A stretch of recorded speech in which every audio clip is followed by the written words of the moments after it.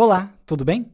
Aqui é o Luiz e no vídeo de hoje eu vou te ensinar como recuperar o histórico de ordens da Binance e com isso calcular a lucratividade que você teve com as suas operações em determinado período. Então, se você está desenvolvendo um dashboard ou alguma ferramenta de integração com a Binance ou mesmo robôs de criptomoedas, eu tenho certeza que a aula de hoje vai te trazer insights bem interessantes e alguns scripts que vão te ajudar aí no dia a dia. Beleza? Então, se você gosta desse assunto, eu vou pedir o seu like de largada aqui no vídeo, que é para não se esquecer, recomendar que você se inscreva no canal e adiantar que todos os materiais, transcript, fontes e vídeos auxiliares que eu citar nesse vídeo estão aqui na descrição. Combinado? Então vamos lá para o aulão.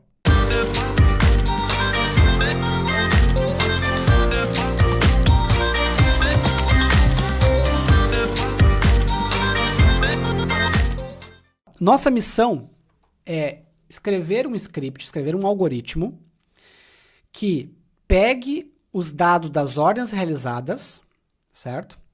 Consolide esses dados e calcule a lucratividade ou prejuízo, né? Calcule o resultado financeiro dessas ordens. Esse é o nosso objetivo. Para chegar nesse objetivo, a gente tem algumas etapas, né, a serem realizadas. Primeira etapa é a gente preparar o ambiente. Segunda etapa é a gente obter os dados que a gente vai precisar. E terceira etapa é o trabalho, né, de processamento em cima desses dados. Então a gente vai fazer essas três etapas, tá? A primeira etapa, eu vou dar uma matada aqui, porque é etapa de setup. Já ensinei várias vezes aqui no canal e tem vídeos aqui no canal, tá? O que vocês vão precisar de setup na máquina de vocês, de configuração? O primeiro passo é, você precisa ter uma conta na Binance. Eu vou utilizar aqui com vocês a corretora Binance, mas a lógica que a gente vai criar, você pode utilizar em qualquer corretora, tá? Mas como eu preciso obter os dados de alguma corretora, eu trabalho com a corretora Binance. Se você trabalhar daqui a pouco, sei lá, com Coinbase, com OKX, alguma coisa assim, você vai usar a API deles para obter os dados históricos. A única parte que vai mudar é essa obtenção dos dados históricos, tá? A lógica ali depois vocês conseguem utilizar mesmo sem problema nenhum, mas infelizmente eu não tenho como fazer para todas as corretoras, né? É impossível. Então eu vou fazer para a Binance, que é a corretora que eu utilizo. Então, para você seguir a risca o que eu vou fazer aqui, você tem que ter uma conta na Binance. Não precisa ser uma conta de produção, pode ser uma conta de teste, tá? Existem contas de teste na Binance e contas de produção. Você não precisa ter conta de produção se você não quiser, pode ser só com a conta de teste. Eu deixei aqui na descrição para vocês o link de um vídeo aqui do canal, que eu ensino a criar conta de produção e de teste no mesmo vídeo. Aí, se você quiser criar as duas, cria as duas. Se quiser criar apenas uma, avança o vídeo até a parte que mais lhe interessa, tá bom? É bem simples o processo, né? A conta de produção, claro, tem alguma etapa lá de validação de documentos, mas a conta de teste é super rápida, não tem muito mistério, tá bom? Então, criem a conta que vocês se sentirem mais confortáveis. Idealmente, é importante que vocês realizem algumas operações nessa conta, seja produção ou teste, não importa, para que vocês tenham um histórico de ordens realizadas. Segundo passo, tá? Você precisa ter na sua máquina, nós vamos utilizar aqui JavaScript, a linguagem JavaScript. Para utilizar a linguagem JavaScript, para a criação de automações com ela, você precisa ter instalado o Node.js, certo? É uma tecnologia que executa JavaScript na sua máquina. Eu deixei aqui na descrição também outro vídeo aqui do canal, onde eu ensino a instalar o Node.js, o Visual Studio Code, que é a ferramenta que vocês vão ver eu utilizando para escrever os códigos, e o Git, que esse é opcional para o nosso caso aqui, mas pode ser útil para vocês em outras situações, que é a parte de versionamento de código, clonar repositórios, esse tipo de coisa, tá? Mas o mais importante é o Node.js. O Visual Studio Code é recomendado também, mas o Node é o, né, inegociável, tá? Então, você vai ter aí, né, na descrição aqui da live, o vídeo para criar a conta de teste ou de produção e o vídeo para instalar os softwares que nós vamos utilizar. Com esses dois elementos configurados, instalados, você tem o setup pronto na máquina, tá? Tem os pré-requisitos prontos para a gente começar. E aí a gente vai para a etapa número 2, que essa eu vou fazer passo a passo com vocês. Tá? Etapa número 2, nós precisamos conectar na conta de vocês, né, e carregar os dados das ordens realizadas. Para depois, na etapa 3, a gente conseguir fazer os cálculos, né, os processamentos em cima desses dados, certo? Então, eu vou fazer com vocês aqui, agora, vou mostrar como que vocês utilizam a API da Binance para a obtenção dos dados históricos de ordens realizadas, certo? É isso que eu vou fazer aqui com vocês, certo? Então, eu vou começar criando um projeto Node.js, né, que é um projeto para rodar JavaScript. Aí vamos instalar as dependências, vamos fazer as configurações e vamos começar a escrever o código que consulta dados históricos de ordens realizadas na conta de vocês. Beleza? Show. Então, deixa eu compartilhar minha tela com vocês. O que eu tenho aberto aqui agora? Eu estou aqui na tela aberto com a documentação oficial da API da Binance. Se você for trabalhar com outra corretora, se você quiser buscar dados históricos de outra corretora, você tem que procurar nessa sua outra corretora a documentação oficial da API dela. Tá?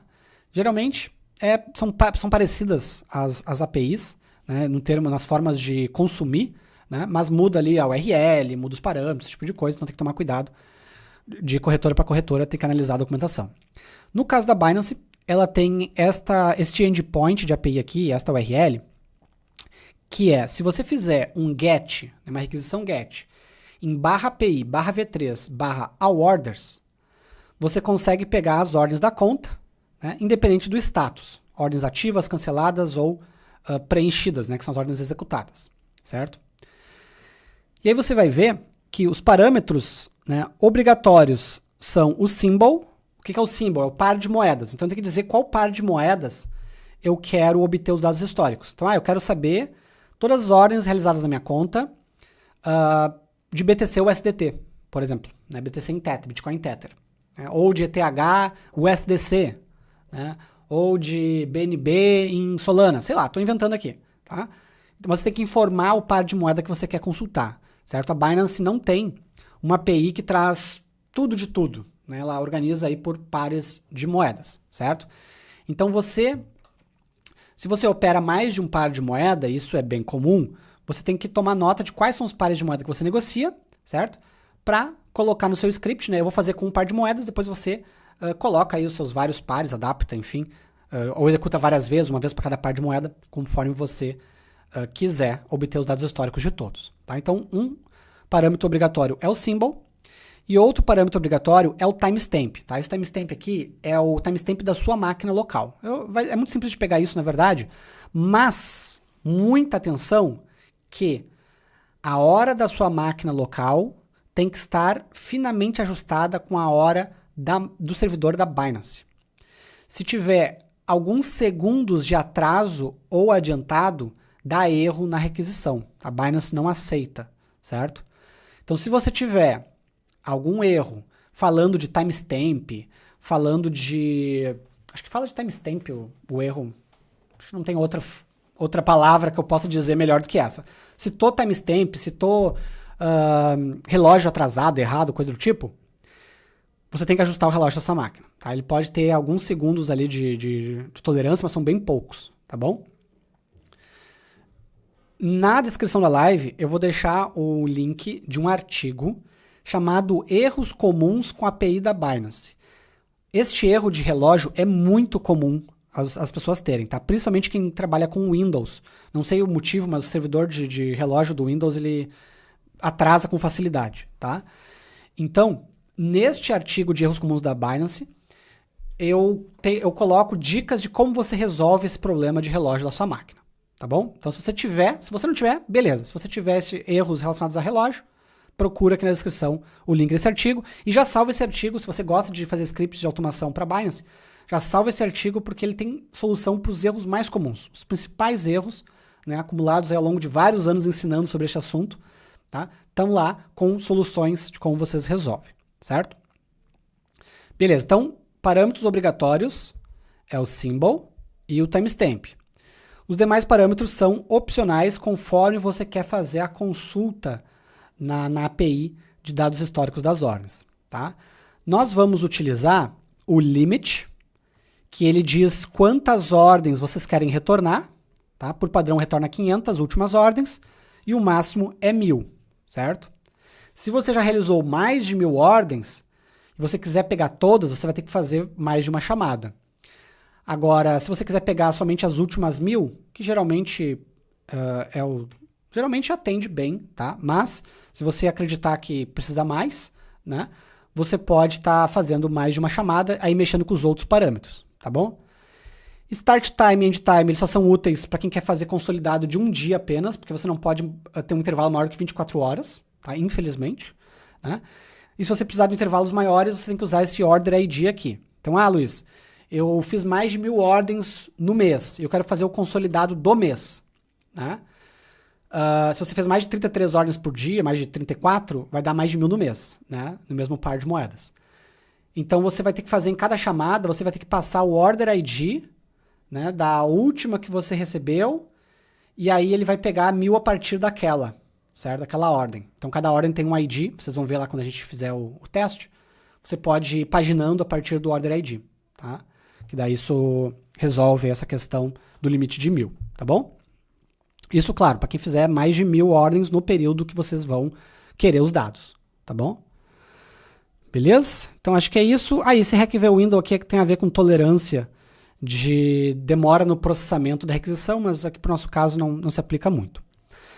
Um último ponto de atenção aqui que também pode causar problemas para vocês, tá? Se você vai modificar este script para executar várias vezes ele, tá? Eu quero varrer vários pares de moeda, pegar dados históricos de um monte de pares de moeda e tal, ou fazer muita paginação em cima de cada par de moeda, tomem cuidado com isso aqui, ó, peso 20, tá?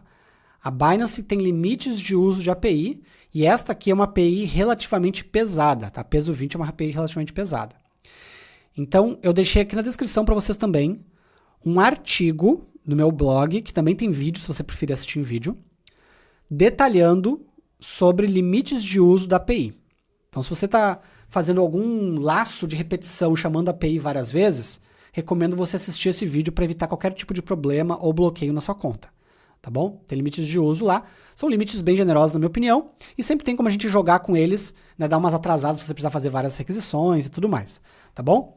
Mas se atentem a isso. Se você fizer como eu vou mostrar aqui, não tem nada com que se preocupar. Agora, se você for fazer algo mais elaborado, com laços de repetição, toma cuidado, ou recursão, toma cuidado com esse limite aqui. Beleza? Essa API, uma vez chamada com os parâmetros que você passar, ela vai tornar para vocês isso aqui, ó. Um array de objetos, onde cada objeto é o recibo de uma ordem. Então você vai ter o par de moedas da ordem, o ID da ordem, né? Esse order list ID que a gente não nos diz respeito no momento, o client order ID, que é um outro ID relacionado ao dispositivo que você fez a ordem, o preço, né? Quando você estipula um preço, a quantidade que você estipulou, quando você estipula uma quantidade, a quantidade executada, que foi o que de fato foi realizado, né, foi executado, a quantidade de moeda gasta naquela ordem ou recebida. Né? Então imagina o seguinte, se você vai comprar, né, Bitcoin com dólar, por exemplo, você vai comprar uma quantidade de Bitcoin, então executed quantity vai ser em Bitcoin, e o cumulative quote quantity vai ser em dólar. O quote é a moeda que você usou para comprar.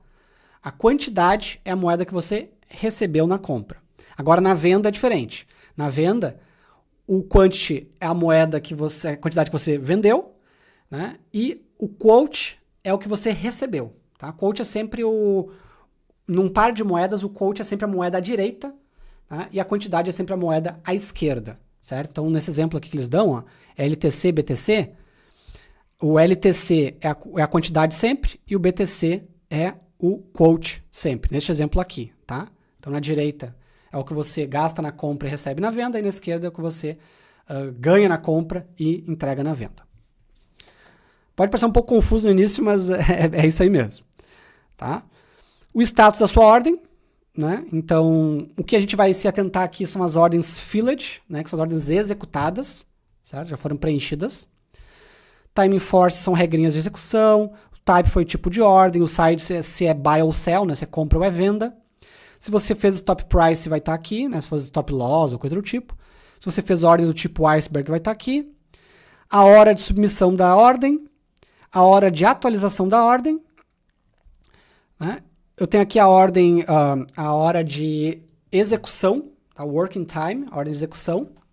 Então tem esses 3 tempos, geralmente eles são o mesmo, tá? Porque as ordens são executadas muito rápido. Mas pode haver alguma variação. Eu costumo utilizar esse working time aqui. E aqui é se você fez uma quote order, vem aqui, enfim. Isso vai ficar mais claro quando a gente mexer no código, mas só para detalhar um pouco as informações que a gente vai receber nesta API, tá bom?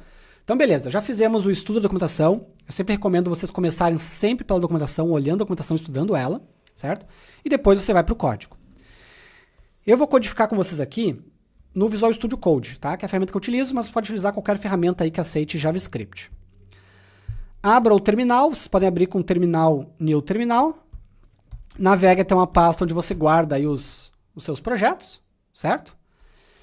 E na pasta que você vai guardar os seus projetos, você pode criar uma pasta para um novo projeto, tá? Vou criar aqui com o comando mkdir. E aí você dá o nome que você quiser para o projeto, certo? Você pode chamar aí, por exemplo, de... Vamos dizer que você vai pegar os dados históricos para depois fazer cálculos em cima deles. Então, eu vou chamar aqui de Binance Calculator, tá? Por exemplo. Então, cria um Binance Calculator, entra na pasta Binance Calculator, certo? E dentro dessa pasta, você roda o comando npm init-y, que é para inicializar um projeto Node.js nela, certo? O que mais você precisa? Além de inicializar o projeto, você precisa instalar as dependências, né? Os pacotes, os plugins, como você quiser chamar, que vão ajudar a fornecer as funcionalidades que a gente deseja. Para instalar esses pacotes, você usa o comando npm install e coloca o nome dos pacotes. Nós vamos precisar só de 2 pacotes, ok? O primeiro pacote é o Axios. O Axios ele serve para a gente fazer chamadas à API da Binance. E o outro pacote é o .env, que é um pacote que vai nos ajudar com as configurações do nosso script. Para a gente não deixar configurações direto no código, a gente vai separar elas num arquivo de configuração que a gente chama de .env. Então lá, npm install axios espaço .env para instalar os 2 pacotes.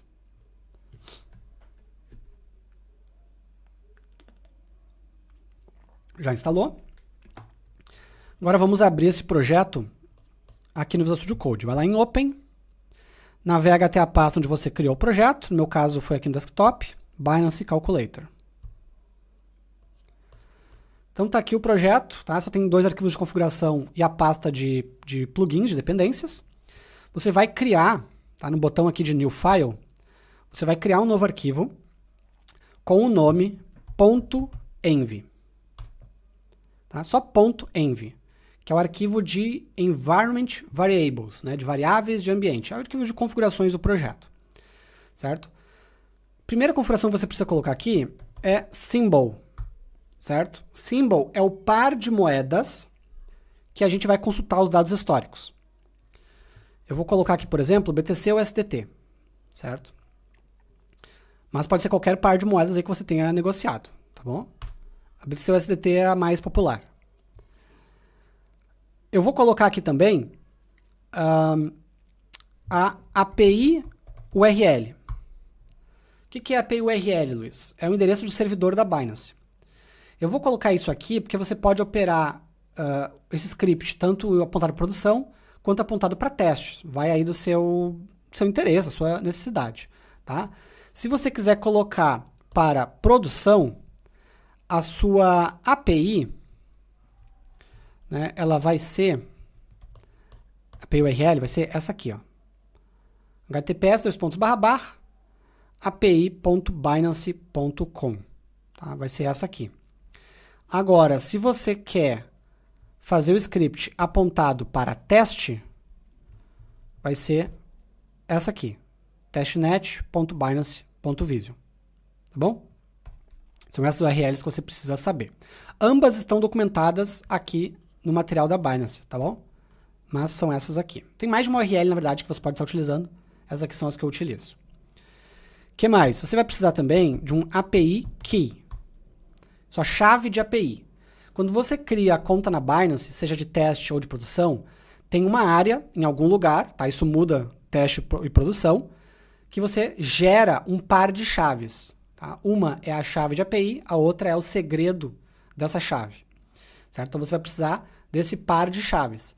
No vídeo que ensino a criar contas na Binance, mostra direitinho como obter esse par de chaves. Tá o link aqui na descrição do vídeo.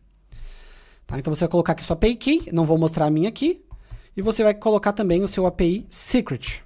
Certo? Então são 2 chaves, API Key e API Secret. A API Key também é chamada de Access Key e Secret Key, tá? Então, não importa muito o nome, são 2, coloca a primeira em cima e a segunda embaixo. Beleza? E se você quiser chamar a partir de uma data específica o histórico das ordens, né? Eu quero a partir de uma data X, né? Eu quero só os últimos 30 dias, então a partir do dia 1º, né? A gente pode colocar um parâmetro aqui também chamado Start Time, né? Onde você vai informar o timestamp. Né? O timestamp tem que ser tudo em timestamp, tá, gente? E de preferência timestamp UTC, porque a Binance trabalha com UTC, certo?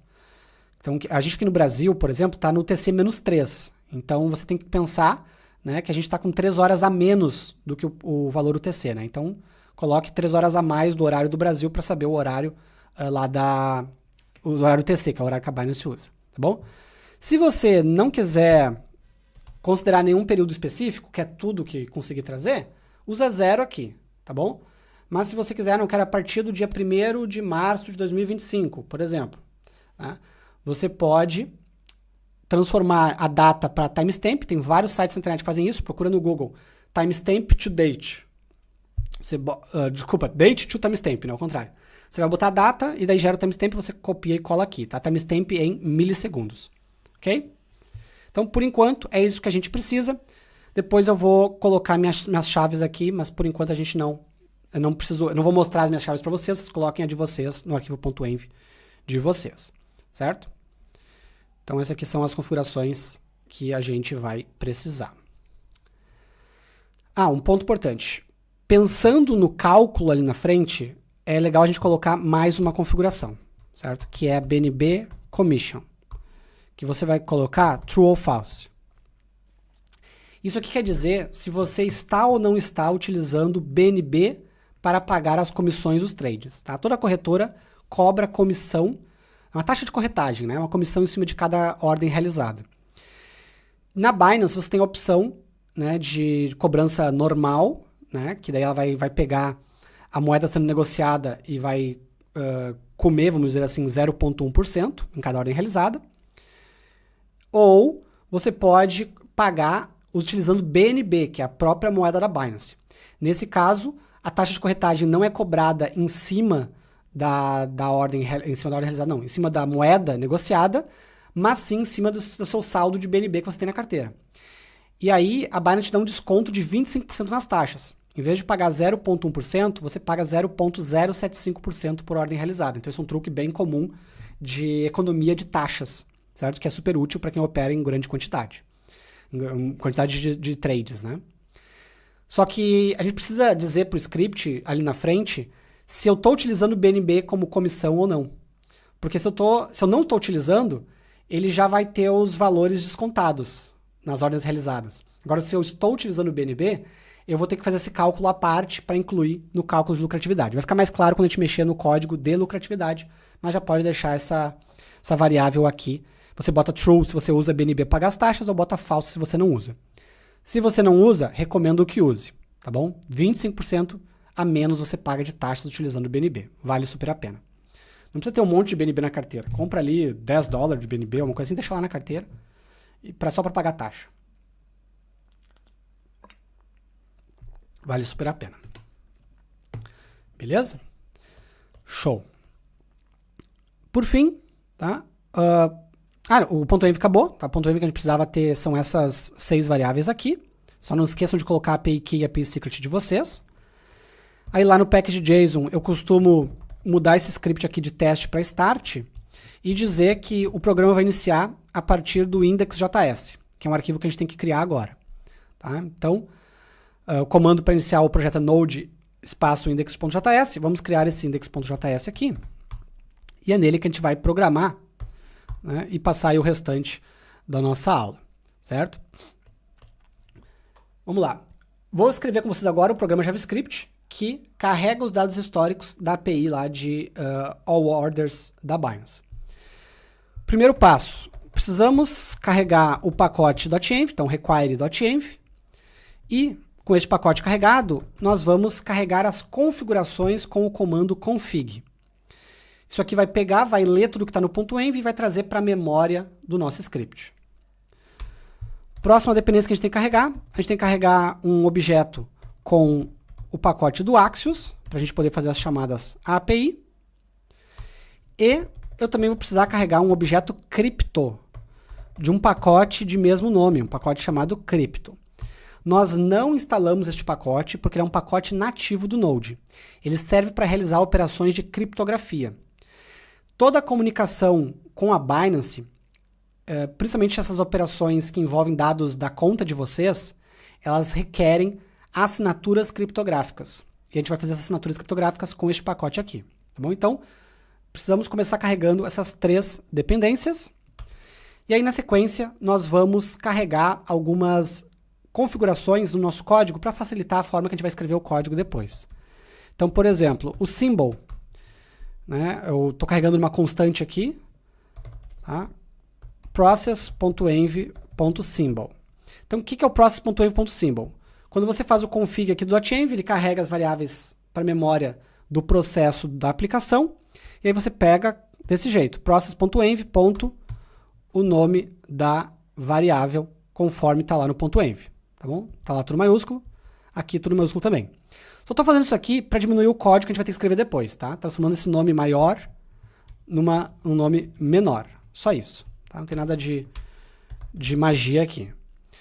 Próxima variável, o start time. Então eu vou pegar aqui eu vou fazer uma conversão, tá? Não é uma mera simplificação, vou fazer uma conversão porque é importante.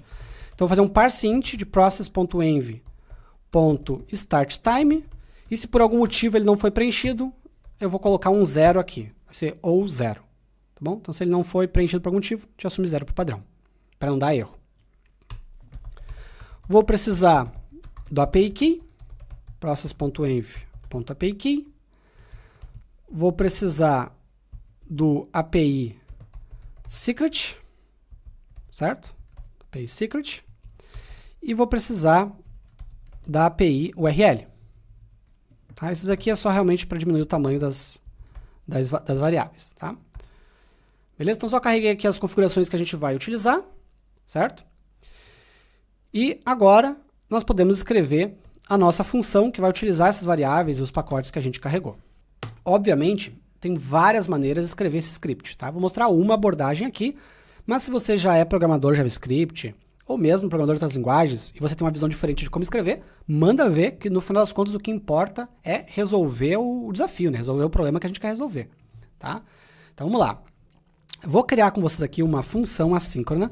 Tem que ser assíncrona, tá? Tem que ser async aqui, porque a gente vai fazer chamadas APIs externas. Vou chamar de getAllOrders. Bom? Então aqui vai minha função, e eu já vou chamar ela imediatamente aqui embaixo, para quando eu executar esse programa, ele já chamar essa função direto. Tá? O que nós vamos precisar aqui? Primeiro passo é a gente criar um objeto data com os parâmetros da API, que a gente estudou lá no início da nossa aula, que são esses aqui. Né? Ou pelo menos os que a gente for utilizar. O primeiro parâmetro é o symbol. Eu vou passar para ele a minha constante symbol que está aqui em cima. Certo? O segundo parâmetro que a gente vai utilizar é o limit. Eu vou pegar o máximo que eu posso, que é 1000, certo? Que é o máximo permitido pela API. O terceiro parâmetro é o timestamp, né? Então eu tenho que passar o timestamp local, o atual da minha máquina. A gente pega isso com date.now, certo? Pega o timestamp atual da minha máquina. E vou passar também o recvWindow, que é um parâmetro de tolerância para a execução da requisição, tá? O máximo é 60 segundos, certo? Então, se a Binance demorar um pouco para me retornar, eu não me importo, não tem problema, tá? Isso aqui é mais importante em requisições para submeter a ordens, para você não deixar sua ordem demorar demais o processamento, tá? Mas, estou passando aqui também, mal não faz. Beleza? Então, definimos aqui os parâmetros da nossa requisição. Agora, o próximo passo é eu fazer a assinatura criptográfica da minha requisição. Todas as requisições que envolvem dados de vocês, a carteira de vocês, ordens de vocês, que não são dados públicos de mercado, requerem assinatura criptográfica para você provar que é você mesmo fazendo aquela requisição, que a Binance pode entregar esses dados para o seu software. Então, vamos lá. Como é que a gente faz a assinatura criptográfica de qualquer requisição para a Binance? Tá? Isso aqui está lá documentado exatamente como eles querem a documentação deles, certo? Você pode aproveitar isso aqui para qualquer assinatura criptográfica da Binance. Então, vou criar um objeto signature, que vai chamar cripto, ponto. O padrão de assinatura criptográfica que a Binance exige é o HMAC SHA-256. Então vamos lá, create HMAC, passo para ele qual algoritmo de hashing, é o SHA-256, certo? E qual é a chave de criptografia que vai ser utilizada? É a API Secret, certo? A API Secret é minha chave de criptografia. Em cima disso aqui, eu chamo a função update, tá? Só quebrei linha aqui, fica mais fácil de enxergar. Chamo a função update. E eu digo quais são os dados que eu quero criptografar, né? Então, a chave criptográfica nada mais é do que você pega alguns dados, aplica um algoritmo de criptografia junto com uma chave. Isso vai gerar uma assinatura criptografada, certo? Daí, para aquela requisição com aqueles dados daquela pessoa, vai ter uma assinatura única. Daí isso impede aí que alguém se passe por vocês, tá? Somente se a pessoa tiver a API Secret, ela vai conseguir gerar a mesma assinatura de vocês. Então aqui no update, eu tenho que passar os dados que eu vou assinar, que eu vou fazer assinatura digital. Estou utilizando aqui crase, tá? Não é aspas, é crase, porque eu vou misturar variáveis dentro da string, tá? O que a gente chama de template string, né? Tem outras formas de fazer, na verdade, mas eu estou acostumado a fazer template string. Então, cifrão, chaves, para colocar a variável aqui dentro. E a minha variável, a Binance, ela espera que os parâmetros eles sejam concatenados no padrão de query string, que é aquele padrão variável igual valor e comercial, variável igual valor, etc. Para a gente não montar isso na mão, tem um truque que é instanciar um URL search params, passando o seu objeto, e aí ele converte para a gente para o padrão que nós precisamos, que é esse aí que eu mencionei, que é variável igual valor, e comercial, variável igual valor, e assim por diante. Então a gente vai pegar esses dados e transformar para o padrão que a Binance espera.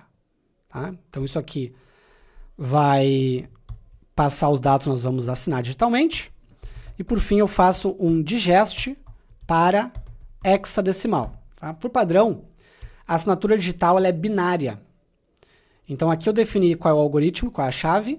Aqui eu gerei a assinatura digital binária e com essa última instrução eu converti para texto hexadecimal, certo? Que é o que a Binance pede. Não adianta mandar um monte de 0101 lá binário para eles, que eles não vão aceitar.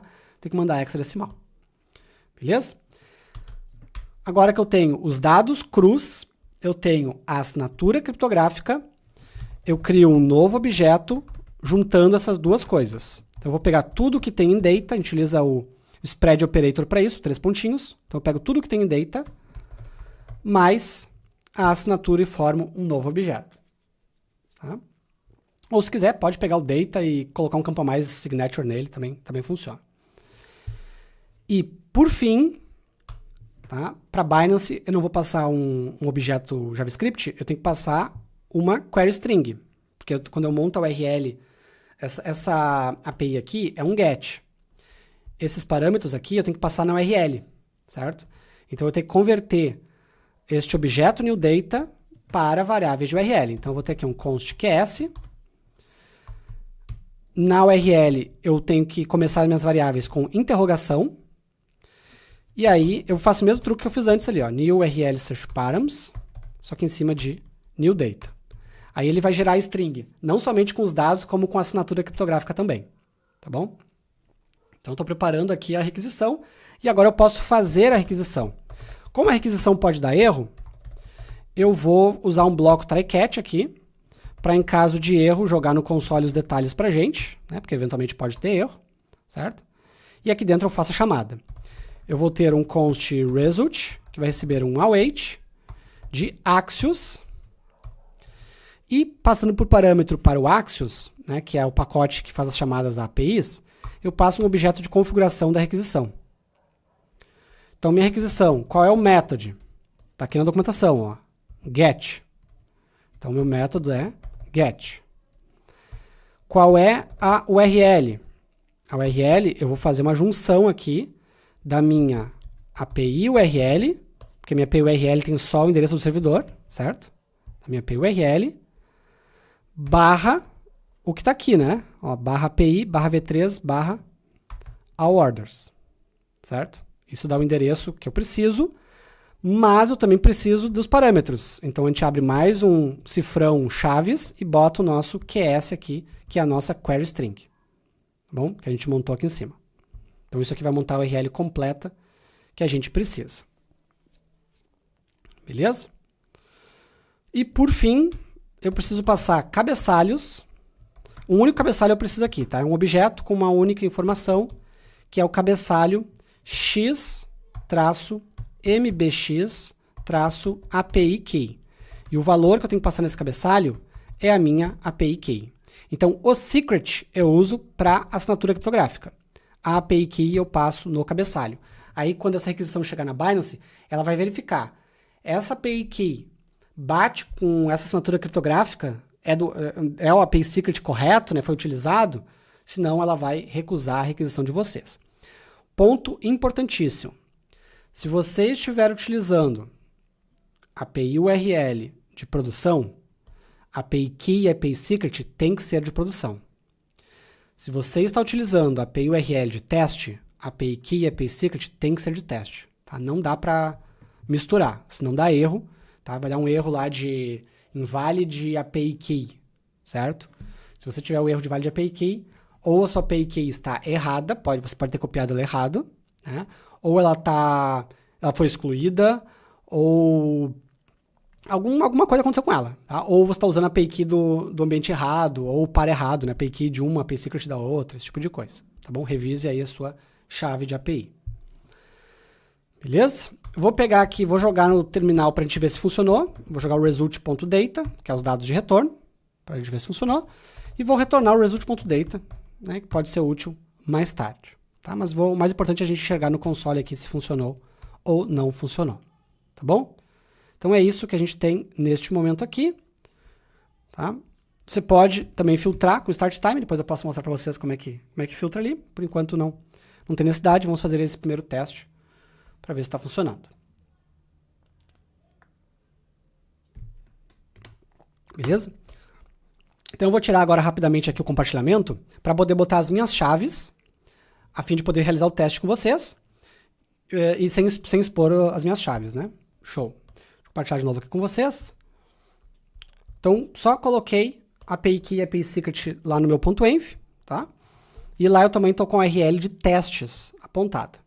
Então, eu vou rodar aqui. Ponto importante, tá? O ambiente de teste da Binance, ele é limpo todos os meses. Então, todo início de mês, não tem um dia específico, mas é ali pelo dia 7, alguma coisa assim, eles limpam o servidor, então você perde todos os dados históricos. Então, não se assuste se sumir os dados ou coisa do tipo, tá? Porque isso é normal. Eles resetam os saldos de todo mundo, porque eles dão saldo de teste pra gente no ambiente de teste, e reiniciam as ordens, tá? Então, para executar o projeto, você tem que estar na pasta dele, né, Binance Calculator. Você abre o terminal por terminal, new terminal, e roda o comando npm start. Ó. Então, esse aqui é o resultado esperado. Claro que vai variar conforme as ordens que você já realizou, certo? Então, essas aqui são as ordens realizadas neste mês corrente, né, na data que eu estou gravando essa lição, certo? Na minha conta de teste. Então, eu tenho aqui, por exemplo, ó, 1, 2, 3, 4 ordens realizadas, sendo uma compra, uma venda, 2 compras, 2 vendas. Tá? Foi 2 compras, 2 vendas foram realizadas aqui. Né? Ordens a mercado, daqui o tempo de execução delas, quantidade que foi realizada em cada uma, valor que foi gasto, tá tudo aqui. Certo? Então é isso que é esperado, um array de objetos com as ordens de vocês. É isso que eu espero que vocês consigam como resultado deste script aqui. Se você não fez nenhuma ordem para este symbol que você pesquisou, vai vir um array vazio, certo? Então é importante também você utilizar um symbol que você tenha utilizado, certo? Ou faça aí algumas ordens para conseguir testar mais facilmente. Beleza? Show. Agora não. Depois eu vou mostrar, na verdade, vou mostrar para vocês como é que você pode forjar esses dados também, tá? Até para conseguir testar mais fácil os scripts e tudo mais, você pode forjar esses dados aqui. Beleza? Mas com isso a gente encerra a segunda etapa. Né? Eu mostrei para vocês como que vocês conseguem, né, pegar dados históricos de ordens realizadas na conta de vocês. Depois, Luiz, eu quero fazer para vários symbols. Beleza, faz um laço, chama várias vezes getAllOrders, para cada um deles usando um símbolo diferente, passa o símbolo por parâmetro de repente, ou alguma coisa assim. Beleza? Show. Agora vamos então para a terceira e última etapa, certo? Eu quero calcular o resultado, certo? O resultado das minhas ordens. Então eu fiz, neste exemplo aqui, eu fiz 2 compras e 2 vendas. Será que eu estou no positivo ou será que estou no negativo? Claro, com poucas ordens, você bate o olho na conta, você vê, estou no positivo, beleza. Mas o quanto também eu estou no positivo? Né? É interessante a gente saber isso, tá? Mas o grande ganho realmente é quando você faz muitas ordens, né? Fica mais difícil de fazer esse tipo de controle. Até pode jogar para o Excel, mas tem que ficar exportando dados, importando no Excel, aquela coisa toda. É muito mais fácil você fazer isso automaticamente via API, certo? Então eu vou criar com vocês agora uma última função que vai ser para calcular o resultado, né? Calcular o resultado aí de vocês, tá? Então eu vou chamar aqui de async function, certo? Calc results, não sei, o nome pouco importa, vocês podem decidir o nome que vocês acharem melhor, tá? Então calc results. O calc results, a gente vai começar com um const AllOrders, recebendo um await de getAllOrders, que é a função que a gente já tem aqui em cima, tá vendo? Essa função que a gente já tem. Então a gente vai começar usando ela. E daí a gente chama, em vez de chamar o getAllOrders, a gente chama o calc results. Certo? Então eu começo pegando os dados históricos, que tudo que eu vou fazer é em cima deles. Essas ordens históricas, elas têm tudo misturado, tá? Elas têm compra, elas têm venda, elas têm ordem que foi executada, tem ordem que foi cancelada, tem tudo aqui, certo? Para aquele par de moedas, eu traço todas as ordens. Então, a primeira coisa que a gente tem que fazer é organizar o que é compra, o que é venda. Só me importa, para calcular resultado, ordens que foram realizadas também, não é qualquer ordem, certo? E se eu quero pegar também de um período específico, né, se eu quero usar esse start time, também tem que ver, né, só ordens que passem daquele período, por exemplo, certo? Então, o primeiro passo é fazer essa separação. Então, vou declarar aqui um all by orders, tá? Então, aqui era um all orders, aqui é all by orders, ordens de compra. E eu vou fazer um filtro em cima de all orders, vou fazer aqui, ó, filter, para pegar, para cada order, eu quero pegar somente as orders cujo side seja by, e cuja order.status seja filled, somente as que foram executadas com sucesso. E também somente order cujo working time seja maior que start time. Se você não quiser usar start time, deixa 0 nele lá, que vai funcionar aqui lindamente. Tá? Se você quiser pegar a partir de uma data específica, né, eu quero pegar só a partir do dia 1º desse mês, né, você gera o timestamp, coloca lá no start time, ele vai considerar aí este timestamp, tá bom? Então aqui eu pego todas as ordens de compra, beleza? A gente vai precisar das de venda também, né? Então a gente pode fazer a mesma ideia para pegar all sell orders, aí eu mudo aqui para sell, perfeito? Então mesma ideia, né? Eu vou ter, né, eu separei em 2 pedaços o nosso array original de all orders, um pedaço só com as compras, outro pedaço só com as vendas. Vamos ver que compra e venda, as operações que a gente vai fazer, o processamento que a gente vai fazer são bem semelhantes, tá? Só muda alguns detalhes, que eu vou fazer eles meio que ao mesmo tempo. Próximo passo, tá? Eu tenho que saber o total, né, de moeda adquirida nas compras, certo? Para que isso, Luiz? Para eu poder depois calcular o preço médio de compra. Tá? O preço médio de compra é uma informação bacana a gente ter. Então, eu vou ter aqui uma outra constante, né, um outro const. Eu chamo de variável, mas na verdade é uma constante, né? Total by quantity, certo? Então, quantidade total de compra. Como é que eu calculo a quantidade total de compra? Todas as minhas ordens têm aqui, ó, um executed quantity. É só eu ir ordem por ordem e somar esse cara aqui, fazer uma somatória de ordem por ordem. Claro, como é o by quantity, somente as ordens sejam by. Então eu vou fazer em cima deste array aqui, all by orders. Vou fazer um map. Map é para percorrer todos os elementos. Para cada ordem que eu tenho neste array, eu vou converter, parse float, o order.executed QTY, que é este parâmetro aqui, tá? Apareceu minha chave ali sem querer rapidinho, né? Mas depois eu vou excluir a chave de teste, eu gerei só para essa live, eu excluo depois, não se preocupe. Tá? Acabou aparecendo, a aba estava aberta. Beleza. Então, é esse cara, não é esse cara aqui, eu mostrei, é aqui embaixo, aqui ó, é esse cara aqui, executed quantity, tá? Que é o mesmo que veio aqui, beleza? Então, esse map ele vai percorrer cada ordem, pegar somente executed quantity e converter para texto, para número, porque ele vem como texto, ó. Eu converto para número, certo? Agora, tendo todos os números, eu posso fazer a somatória deles. Como é que eu faço uma somatória em JavaScript? Eu uso o reduce.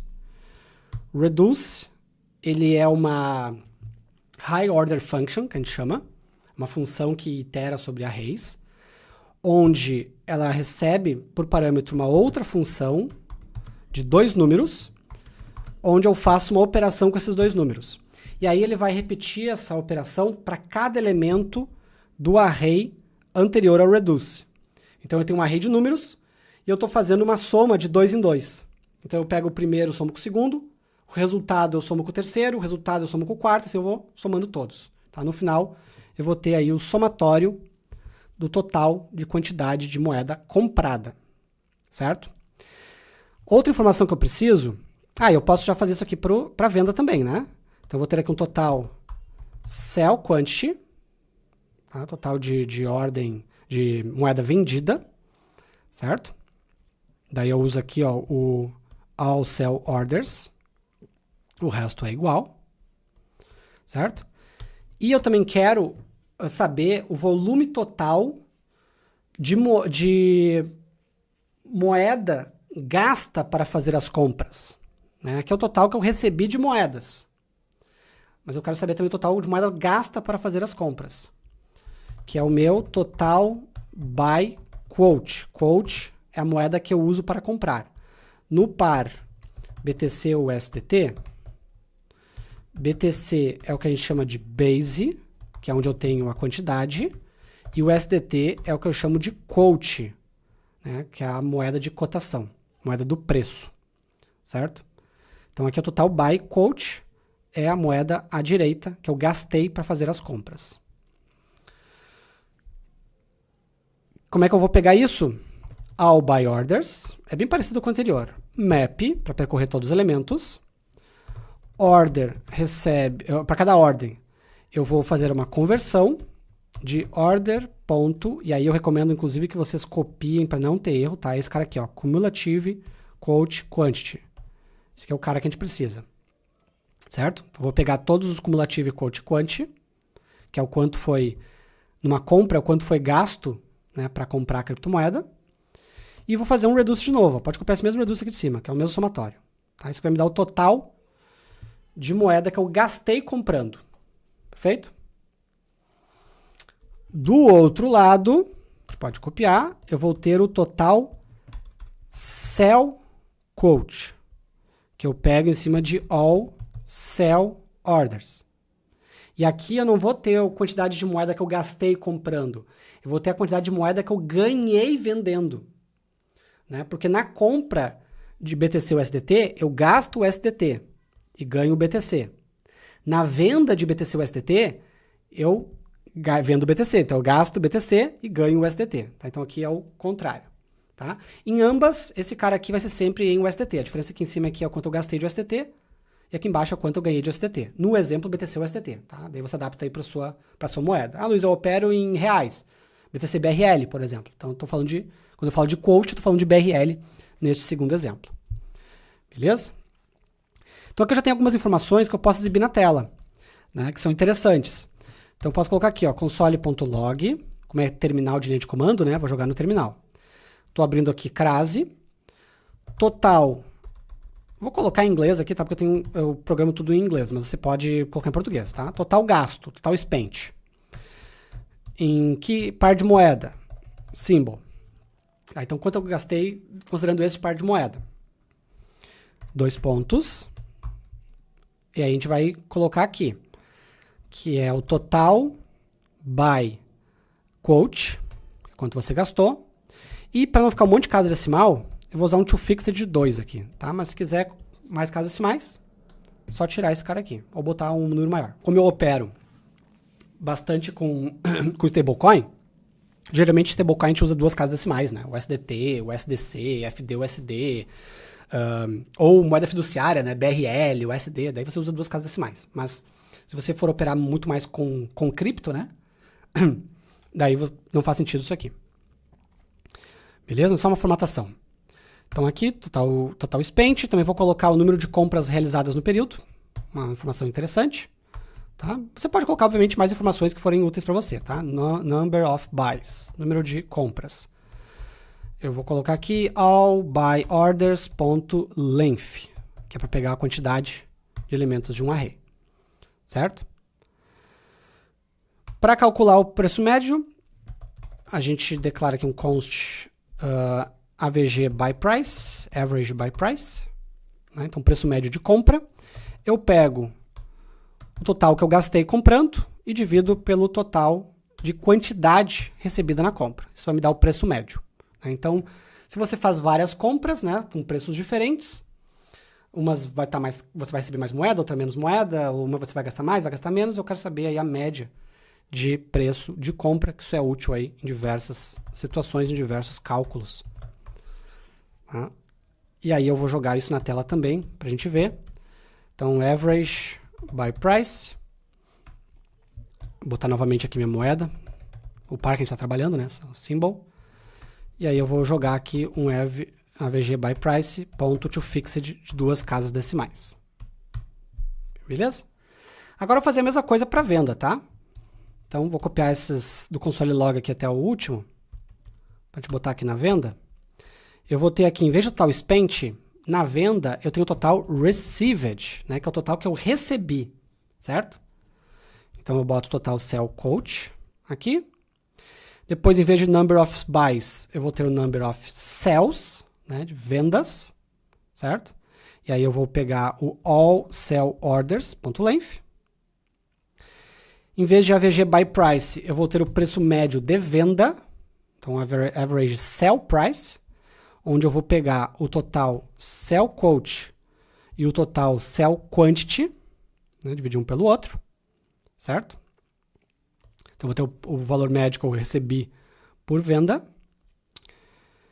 E eu vou ter aqui embaixo um average, né, sell price sendo exibido. Só pegar aqui um AVG sell price. Isso aqui ainda não me dá a lucratividade, me dá apenas alguns dados, né, de negociação e os preços médios, tá? Mas já é interessante a gente testar para ver se está funcionando até aqui, né? Não escrever, a gente já escreveu bastante código, né? É interessante a gente testar antes que fique demais, tá bom? Daí depois a gente faz a última rodada dos cálculos para ver realmente se está no positivo ou não. Então vamos voltar aqui para o nosso terminal. Vou rodar novamente com o npm start. Lembre-se de salvar o arquivo, né, com Ctrl S. Então tá aqui, ó. Ele imprimiu aqui as ordens de novo, tá? Isso não é necessário. A gente pode tirar aqui de cima do get orders esse console log para não poluir demais o console, ok? Ele só era necessário no primeiro teste, mas tá tudo bem. Então, total que ele gastou nessas ordens, né? Então eu tenho 4 buys e 4 sells, isso? All buy orders, all sell orders. Então eu tenho 4 buys e 4 sells. Ele gastou 315 USDT comprando Bitcoin, pagando aí um preço médio de 78.787 USDT por Bitcoin, certo? Então esse considera o preço, né, do Bitcoin na ocasião. Foi isso que ele gastou, né? Gastou só 315 comprando frações, certo? Mas esse foi o preço médio pago. Quanto que ele recebeu nas vendas? Também 315,15 com 4 vendas. Será que eu cometi algum erro ou realmente deu coincidência dos dois serem exatamente iguais? Vamos ver aqui. Aqui em cima eu estou usando as ordens de compra. Aqui está o buy. E aqui eu estou usando as ordens de venda. Está o sell. Será que deu essa coincidência maluca de realmente ser igual? Porque a princípio está certo. Ó, os filtros, só para pegar compra, só para pegar venda. E as operações todas em cima aqui do...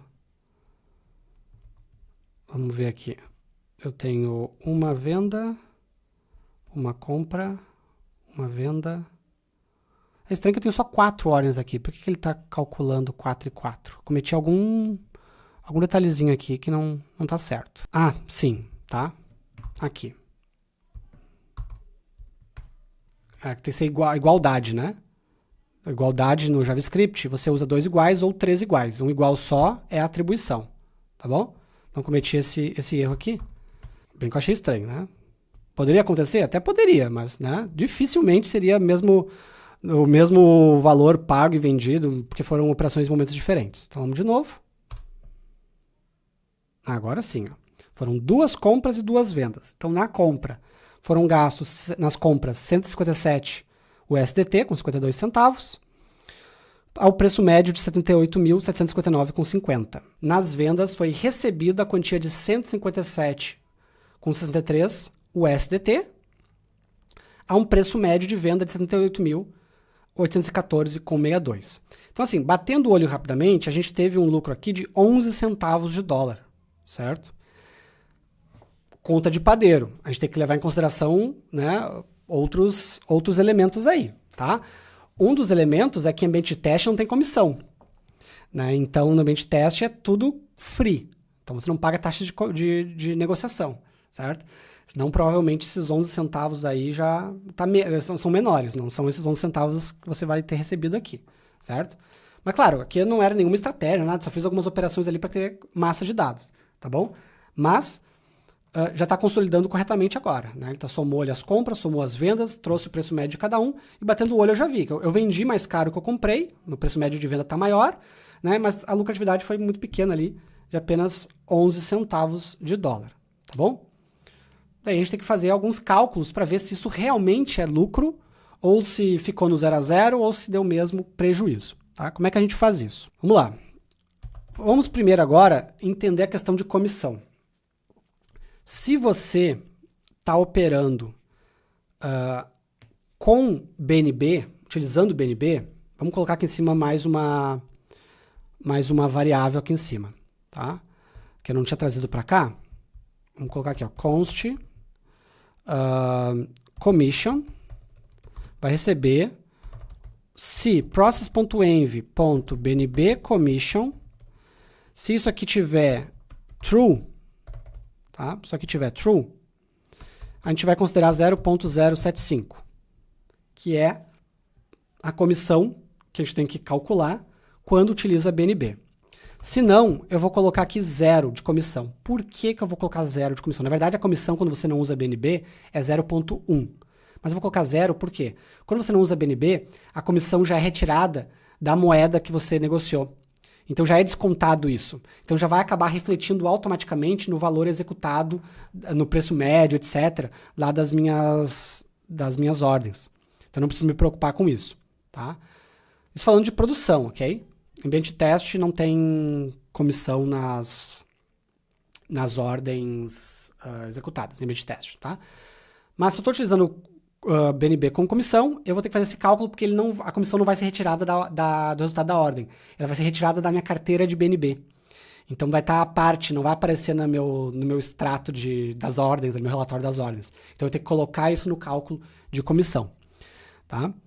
Então aqui embaixo eu vou ter eu tenho que calcular o total de comissão, tá? Que vai ser aí, que eu tenho que descontar.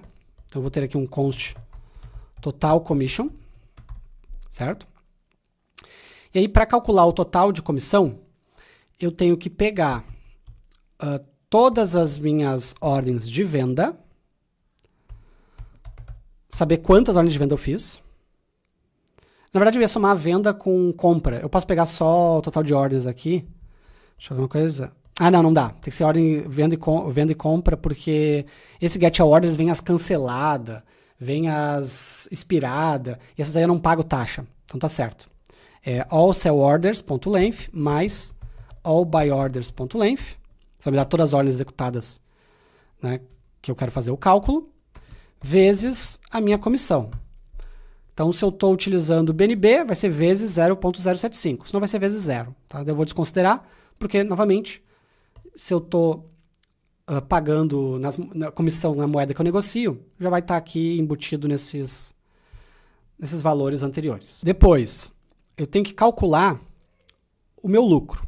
Tá? Eu vou calcular lucro ou prejuízo, né? O meu P&L, Profits and Losses. Eu vou calcular dois P&L diferentes. O valor literal e o valor percentual, tá bom?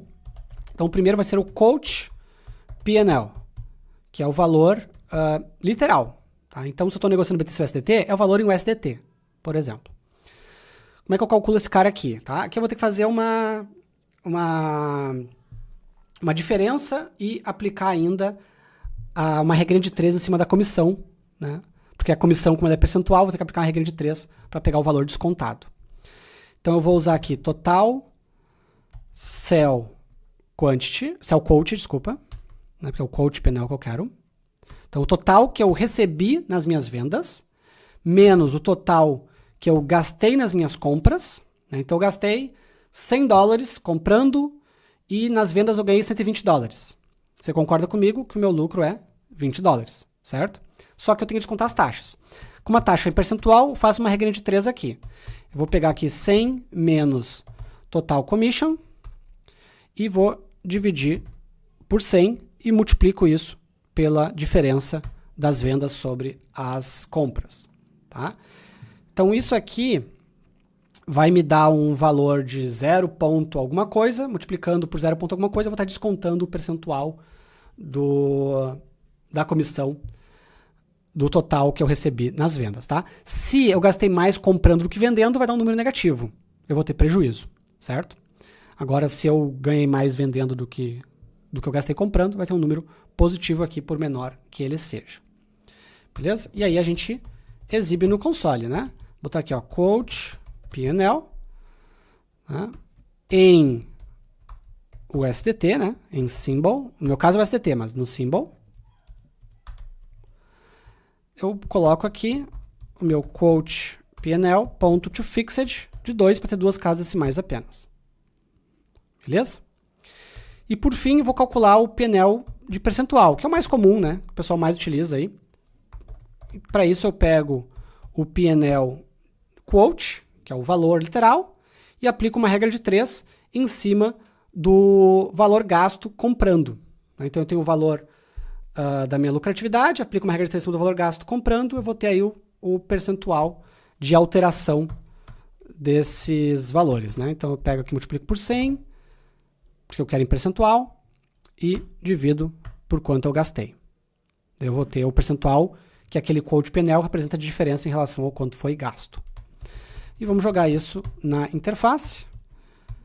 P&L em percentual vai ser o meu P&L ponto to fixed de 2 casas decimais. Posso botar 1% aqui no final também, para ficar mais evidente. Beleza? Então, essas linhas aqui fazem os cálculos, essas primeiras fazem alguns cálculos, essa última faz a parte mais de lucratividade de fato. Vamos rodar e ver se funcionou. Então aqui eu tive, né, eu já tinha visto isso antes, né, eu gastei 157,52 comprando, recebi 157,63 vendendo. Então, em valores absolutos, eu ganhei 0,11 centavos de dólar, né, e o meu P&L foi de 0,07%. Tá? Então aqui eu tenho, né, uma lucratividade bem baixinha, né? 0,07%. E aí você tem que ver, né, se faz sentido você continuar nessa estratégia que você está fazendo, né, se não é baixo demais, dada a relação de risco que é investir em cripto, né? se não tem mais algum ajuste que você possa fazer para aumentar essa lucratividade. Você está fazendo o cruzamento de média, de repente aumenta mais a barriga do cruzamento. Eu estou utilizando um indicador de oscilação, tipo um RSI. Daqui a pouco você trabalha melhor as suas entradas e saídas no indicador, né? Então você tem que, daqui a pouco, ajustar se você quer resultados melhores, ou se está tudo bem, um 0,07%, tá ok também. Aí vai do que cada um está buscando, beleza? Deixa eu ver uma coisa aqui. Como eu estou fazendo só 2 casas decimais, provavelmente, tá? Você deve ter notado aqui que aparentemente não comeu a comissão, mas a comissão está sendo descontada aqui neste cálculo do Coach PNL, que também é utilizado aqui o Coach PNL, tá? Como a gente está omitindo as demais casas decimais, provavelmente essa diferença da comissão está lá nas casas decimais depois da segunda, depois da terceira em diante, tá? Por isso que acabou não afetando aqui o nosso cálculo, certo? Provavelmente se eu tirar esse still fixed de todos, a gente consegue ver a diferença ali da comissão, porque ela está sendo aplicada aqui, tá? Como foram poucas operações, considerando aí uma taxa baixa de comissão em cima de valores baixos, fica milésimos de centavo de comissão a ser paga, tá bom? Então por isso que não deu diferença aqui. Beleza? E aí, gostou do aulão? Deixa aqui embaixo nos comentários o que você achou, se você conseguiu chegar até o final, porque pouquíssimos conseguem. Se você ficou com qualquer dúvida, deixa aqui também, porque eu leio e respondo todo mundo. Agora, se você gostou dessa aula, eu vou pedir o seu like, retribuição ao meu trabalho aqui no YouTube, recomendar que você se inscreva no canal, porque saem vídeos como esse semanalmente por aqui, e avisar que logo na sequência eu vou passar mais 2 indicações de vídeos para você. Beleza? Então um abraço, até o próximo. Valeu!